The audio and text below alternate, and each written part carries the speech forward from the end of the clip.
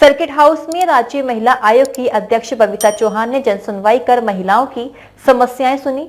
जनसुनवाई में बड़ी संख्या में पीड़ित महिलाएं पहुंची, जिन्होंने घरेलू हिंसा, पारिवारिक विवाद, दहेज उत्पीड़न, भरण पोषण और सामाजिक उत्पीड़न से जुड़े मामलों को आयोग के समक्ष रखा। आयोग की अध्यक्ष ने सभी मामलों को गंभीरता से लेते हुए संबंधित विभागों और अधिकारियों को त्वरित कार्रवाई के निर्देश दिए। जनसुनवाई के दौरान सामने आया कि घरेलू हिंसा के मामले की संख्या अपेक्षाकृत अधिक है।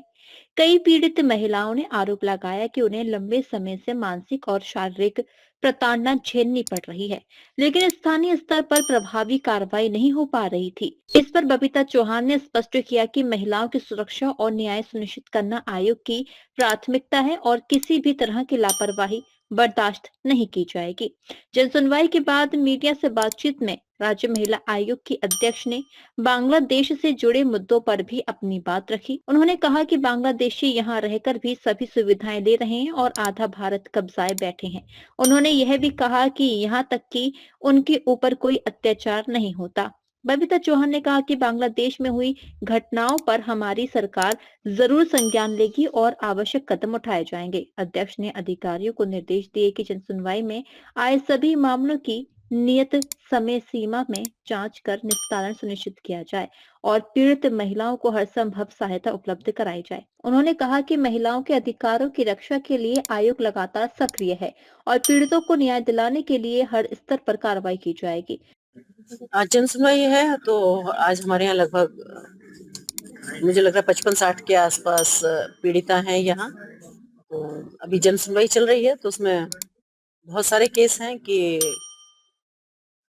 घरेलू उत्पीड़न के भी हैं, एक आध बच्ची गुम हो गई है उसके भी हैं। तो इसी तरह के केस हैं। अभी तो जनसुनवाई वो चल रहा है अभी, तो हमने उसके लिए आदेश भी दे दिए हैं, लेकिन हमारी कोशिश ये रहती है कि जितनी पीड़िता हमारे पास है उनको हम 100% न्याय दिलवा पाए और जो भी यहाँ है उनको न्याय मिले। एक महिला बेहोश हो गई थी, एम्बुलेंस को लेकर। हाँ जी, वो भी एक्चुअली घरेलू हिंसा की पीड़िता थी कि उसके पति ने उसको छोड़ा हुआ था, उसका एक बच्चा भी था, तो शायद उसने कुछ खाया वाया नहीं था उसको, तो हो सकता है कि उसका बीपी लो हो गया हो। हमने उसको एम्बुलेंस बुलाई, यहाँ डिप्टी सीएमओ भी यहीं थे और एम्बुलेंस में भी उसको हॉस्पिटल भेज दिया, तो उसको जो बेस्ट इलाज हो सकता है वो उसका इलाज भी होगा वहाँ। और हमने उसको आश्वस्त भी किया है और हम अभी डीपीओ हमारे साथ बैठे हुए हैं कि उनकी जो बच्चा है उसके पास एक, उसको भी जो मुख्यमंत्री स्पॉन्सर योजना है उसके तहत उसको लाभ मिलेगा, जो एक बहुत अच्छी योजना है और बच्चे के भविष्य में बहुत अच्छा काम करेगी।